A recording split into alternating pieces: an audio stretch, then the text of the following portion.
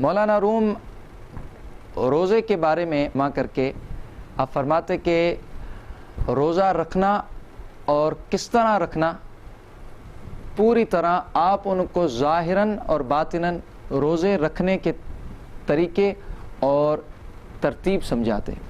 تو آج ہمیں بہت ضرورت ہے کہ ہم بھی دیکھیں اور سیکھیں مولانا روم کی تعلیمات سے کہ انہوں نے ویسے روزے رکھے، ان کے فقراء اور ان کے ساتھیوں اور ان کے شاگردوں نے ان سے سیکھ کر جیسے روزے رکھے تو وہ خدا کے قریب ہوئے۔ تو ہم بھی ان سے سیکھتے ہیں کہ روزہ کیسے رکھیں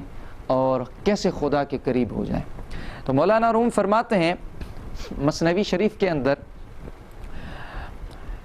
ای نمازو روزہ او حج و جہاد، ہم گواہی دادن است از اعتقاد۔ آپ فرماتے ہیں یہ نماز، یہ روزہ،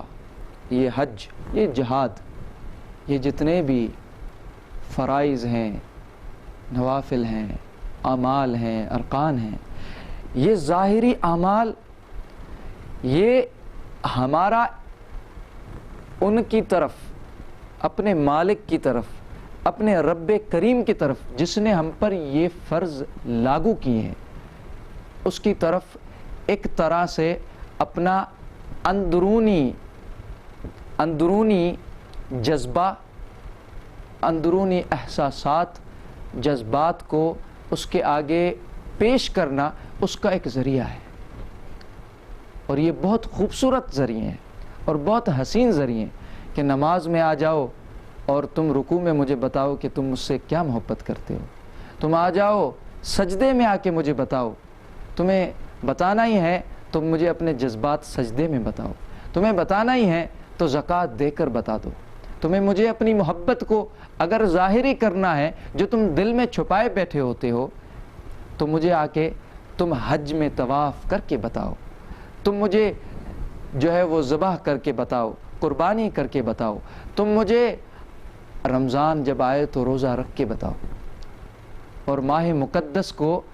محبتوں سے اور رحمتوں سے اور شفقتوں سے، خدمتوں سے، ان سے بھر کر ان جذباتوں کو سارے دن میں مجھے ہر لمحہ روزہ تمہارے ساتھ ہوتا ہے، نماز تمہارے ساتھ۔ مولانا روم فرماتے تھوڑی گھڑی 5 وقت میں جو گھڑی مصلے پہ تھے تم نے پڑھ لی، اس کے بعد ساتھ نہیں، وہ عمل تمہارا لکھ دیا گیا۔ حج تم نے کیا سال میں 1 دفعہ، وہ تمہارے ساتھ اس وقت ان دنوں میں تھا، تم نے کر لیا، اور زکوٰۃ جس وقت تم نے دی، لینے والے نے لی، اس کے بعد وہ عمل تمہارا لکھ دیا گیا، جدا ہو گئے۔ ان سب کا تمہارے ساتھ رابطہ مقید وقت کا ہوتا ہے، لیکن روزہ ایک ایسی عبادت ہے اور ایسی مقرب اور ایسی خوبصورت ربط والی عبادت ہے کہ جو تمہارے ساتھ پورے دن میں ساتھ رہتی ہے، اور تم سوتے رہو تب بھی روزہ تمہارے ساتھ، تم جاگتے رہو روزہ تمہارے ساتھ، تم چلتے رہو روزہ تمہارے ساتھ، تم جس طرح ہو روزہ تمہارے ساتھ ہے۔ تو خدا چاہتا ہے کہ تم رمضان میں میرے زیادہ متوجہ میری طرف اور میرے مقرب بننا چاہتے ہو تو روزہ رکھ کر سارے دن کو اپنے جذبات میرے لیے پیش کرتے رہو۔ تو مولانا روم فرماتے ہیں کہ روزہ اس طرح رکھو کہ روزہ الصیام و جنۃ، حدیث شریف میں آتا ہے کہ روزہ جو ہے وہ ڈھال ہے، اور اس ڈھال کو گناہوں سے،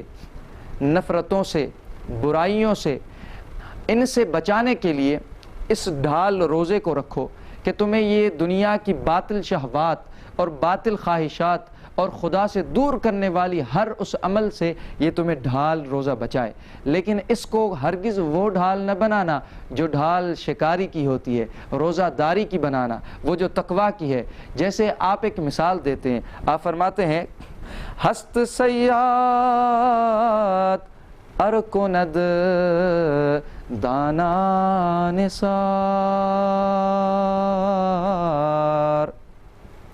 نیز رحم و جود بل بہر شکار۔ آپ فرماتے ہیں شکاری تھوڑی دیر کے لیے اپنے غذا، اپنی خوراک، اپنے دانے کو وہ نثار کر دیتا ہے، قربان کر دیتا ہے، پھینک دیتا ہے، خود نہیں کھاتا۔ ہم سمجھیں کہ اس نے قربان کیا، لیکن وہ تو دراصل رحمت نہیں،